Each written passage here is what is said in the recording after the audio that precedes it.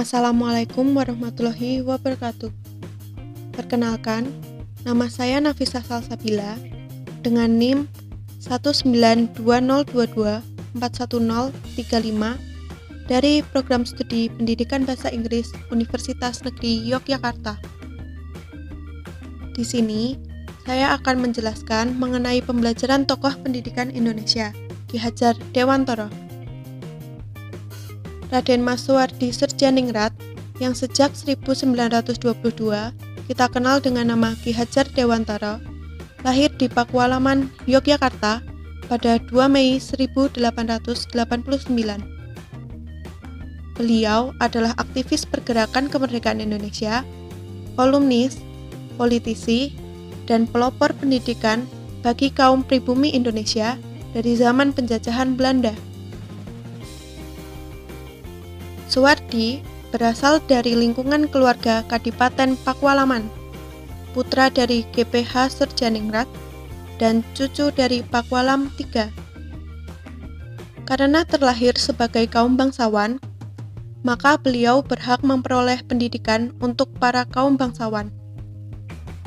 Ia menamatkan pendidikan dasar di ELS, Sekolah Dasar Eropa Belanda, kemudian sempat melanjutkan ke Stovia, Sekolah Dokter Bumi Putra, tetapi tidak sampai tamat karena beliau sakit. Beliau kemudian bekerja sebagai penulis dan wartawan di beberapa surat kabar, seperti Sudiotomo, Midden Java, The Express, Utusan Hindia, Kaum Muda, Cahaya Timur, dan Pusara. Ia merupakan penulis yang handal pada masanya. Tulisan-tulisan itu dibuatnya komunikatif, tajam, dan patriotik dengan semangat anti-kolonial bagi pembacanya. Selain ulet bekerja sebagai wartawan muda, Ki Hadjar Dewantara juga aktif dalam organisasi sosial dan politik. Sejak berdirinya Budi Utomo pada tahun 1908, beliau aktif di seksi propaganda untuk mensosialisasikan dan menggugah kesadaran masyarakat Indonesia, terutama di bagian Jawa, mengenai pentingnya persatuan dan kesatuan dalam berbangsa dan bernegara. Beliau pula yang mengorganisasi Kongres pertama Budi Utomo di Yogyakarta.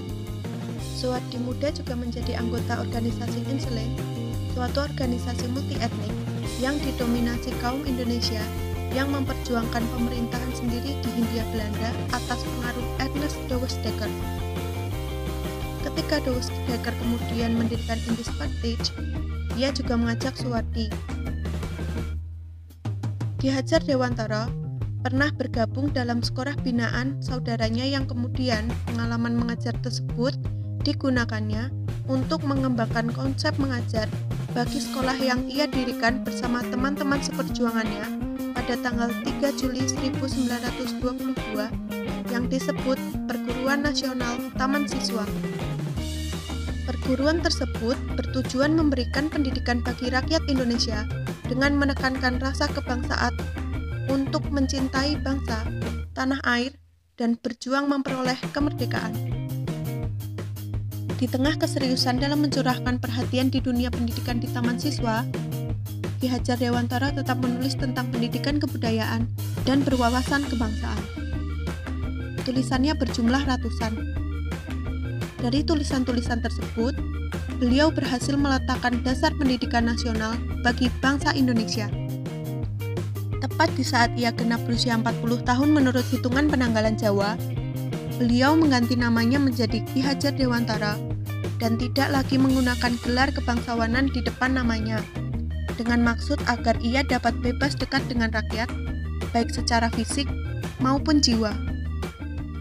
Semboyan dalam sistem pendidikan yang dipakainya kini sangat dikenal di kalangan pendidikan Indonesia yang dalam bahasa Jawa berbunyi Ing ngarsa sing tulodo, ing madya mangun karsa, tutwuri handayani, yang berarti di depan memberi contoh, di tengah memberi semangat, di belakang memberi dorongan.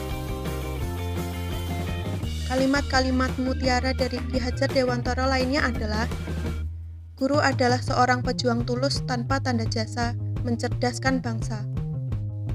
Mamayu hayuning sarira, Memayu hayuning bangsa, memayu hayuning bawana, yang artinya apapun yang diperbuat seorang hendaknya dapat bermanfaat bagi dirinya sendiri, bangsanya, dan bagi manusia di dunia pada umumnya.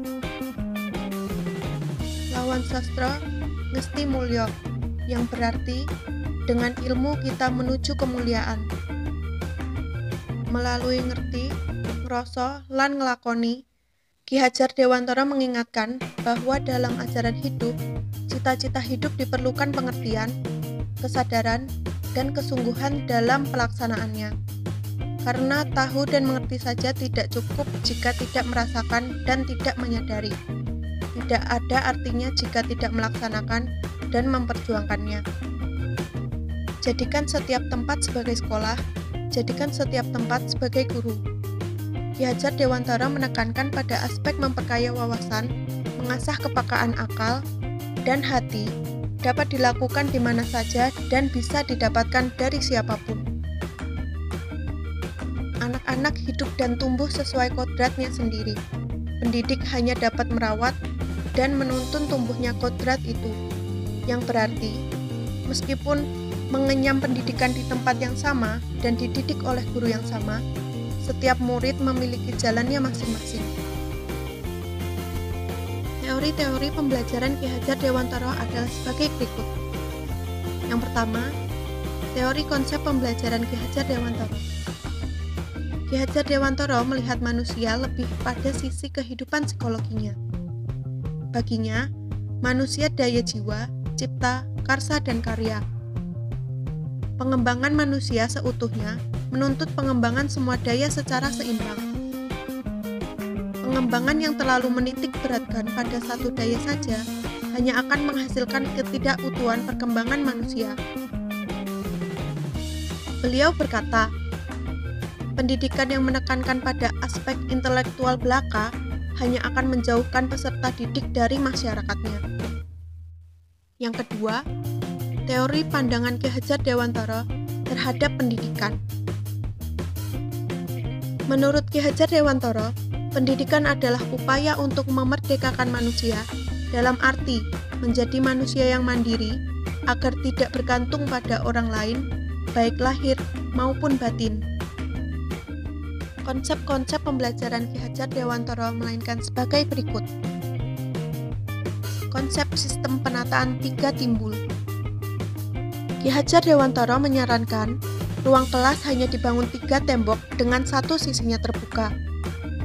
Filosofinya seperti menegaskan bahwa tidak ada batasan atau jarak antara di dalam dengan di luar kelas.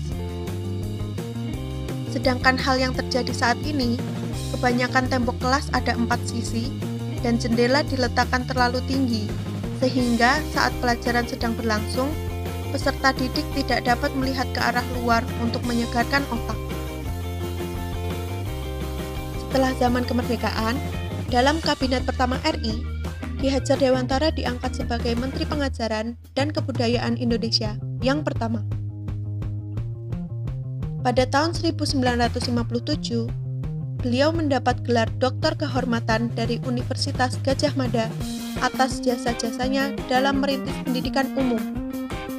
Beliau dinyatakan sebagai Bapak Pendidikan Nasional Indonesia dan tidak hanya sebagai tokoh pahlawan pendidikan. Tanggal kelahirannya, 2 Mei, diperingati di Indonesia sebagai Hari Pendidikan Nasional. Bagian dari semboyan Tutwuri Handayani menjadi slogan Kementerian Pendidikan Nasional Indonesia. Namanya diabadikan sebagai salah sebuah kapal perang Indonesia, KRI Ki Hajar Dewantara, dan potret Ki Hajar Dewantara diabadikan pada uang kertas pecahan Rp20.000 edisi tahun 1998. Beliau dikukuhkan sebagai pahlawan nasional kedua oleh Presiden RI Soekarno pada 28 November 1959 dalam Surat Keputusan Presiden RI nomor 305. Beliau meninggal dunia di Yogyakarta tanggal 26 April 1959 pada umur 69 tahun dan dimakamkan di Taman Wijaya Brata. Demikian yang dapat saya sampaikan tentang Ki Hajar Dewantara. Kurang lebihnya saya mohon maaf. Terima kasih. Assalamualaikum warahmatullahi wabarakatuh.